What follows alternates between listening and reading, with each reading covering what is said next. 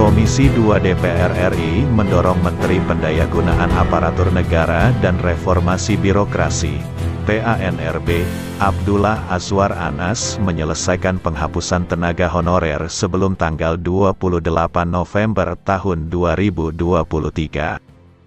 Komisi 2 DPR RI meminta kepada Kementerian PAN-RB untuk segera menyelesaikan urusan terkait tenaga honorer sebelum tenggat kebijakan penghapusan tenaga honorer pada tanggal 28 November tahun 2023.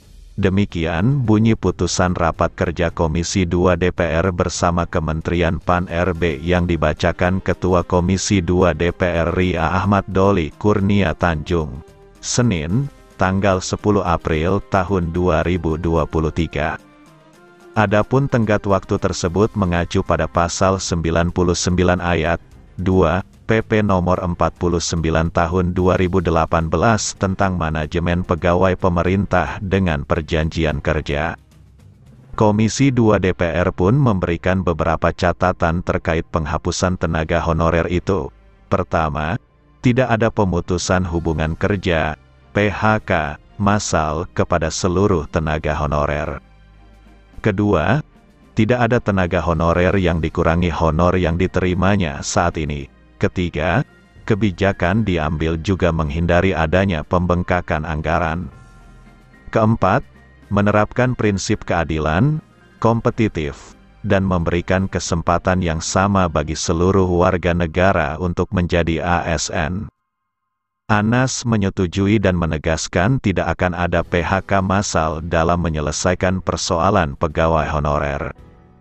Ia menambahkan pihaknya menaruh perhatian khusus dalam penyelesaian perkara ini. Dalam proses pembahasan penyelesaiannya, pemerintah telah menemukan titik temu. Hal ini pun selaras dengan arahan Presiden Joko Widodo, Jokowi. Kita ada poin-poin. Pertama, kita akan menghindari PHK massal.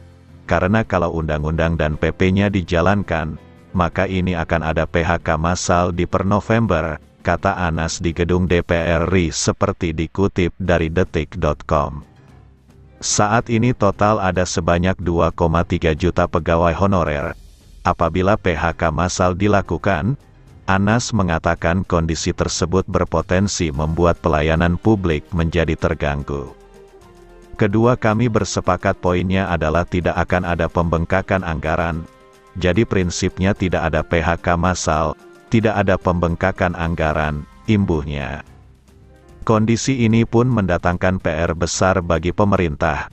Pasalnya, tidak dilakukannya PHK berpotensi akan membuat pembengkakan terhadap APBN. Sementara, poin ketiga yang juga disepakati adalah tidak boleh ada penurunan pendapatan bagi para tenaga honorer tersebut.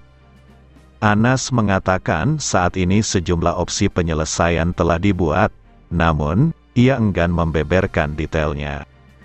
Pasalnya, opsi tersebut masih terus dikaji secara mendalam bersama DPR, Asosiasi Gubernur, Asosiasi Wali Kota, dan para bupati dalam mencari solusi terbaik. Kami terus matangkan, kami cari solusi yang terbaik karena sebagian besar non-ASN ini ada di pemerintah daerah. Lebih dari 50% ada di pemerintah daerah, ujar Anas. Saya tidak ingin sampaikan hari ini opsi, karena kita sedang godok, tapi sudah hampir ada titik temu antara DPR, pemerintah, dengan asosiasi bupati, wali kota dan gubernur se-Indonesia, pungkasnya.